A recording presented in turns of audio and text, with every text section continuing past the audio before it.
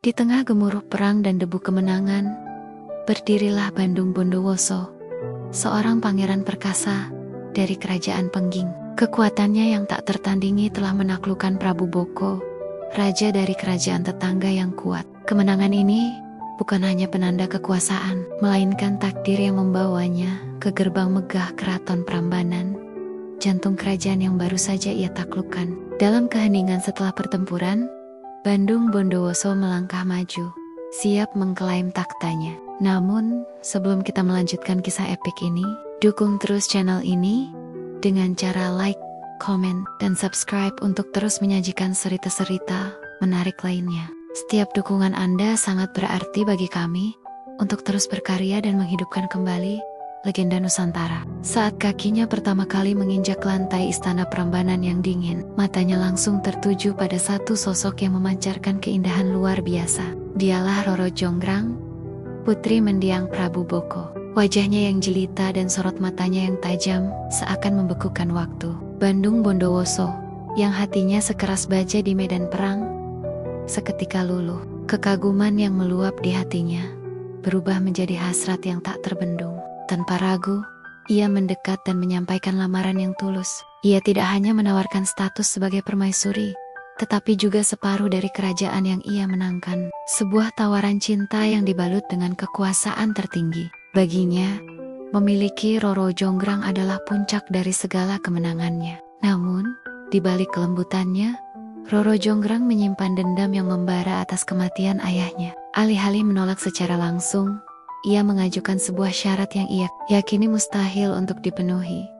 Membangun 1000 candi hanya dalam waktu 1 malam. Bandung Bondowoso, yang dibutakan oleh cintanya, tidak melihat ini sebagai sebuah jebakan. Baginya, ini adalah ujian cinta, sebuah panggung untuk membuktikan betapa besar kekuatan dan kesungguhannya. Dengan penuh keyakinan, ia menyanggupi syarat tersebut. Saat malam tiba, ia mengerahkan kesaktiannya, memanggil ribuan jin dan makhluk halus dari perut bumi. Pasukan gaib itu pun mulai bekerja, membangun candi demi candi, dengan kecepatan yang melampaui nalar manusia. Malam berlalu dengan cepat, dan candi-candi megah mulai berdiri satu persatu di bawah cahaya bulan.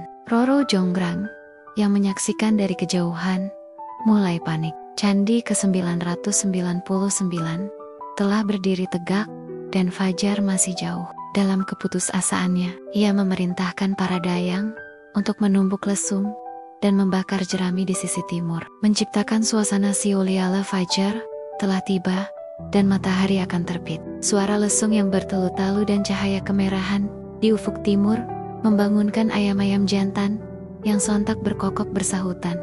Pasukan jin yang takut akan sinar matahari seketika berhenti bekerja dan kembali ke alamnya, meninggalkan satu candi terakhir yang belum selesai.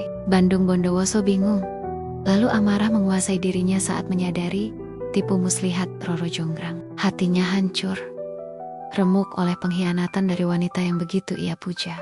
Kemarahannya mencapai puncak.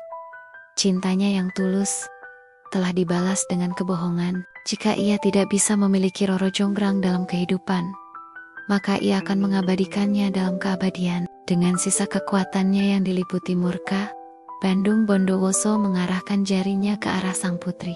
Engkau licik, Jonggrang, genapilah 1000 candi ini dengan dirimu. Dengan satu kutukan yang dahsyat, tubuh Roro Jonggrang seketika berubah menjadi batu, kaku dan dingin. Ia menjadi Arca Durga Mahisa Suramardini, patung terindah yang melengkapi Candi ke-1000, yang kini kita kenal sebagai Candi Prambanan. Arca itu berdiri sebagai monumen abadi, sebuah pengingat tragis akan cinta yang besar, namun berakhir dengan pengkhianatan.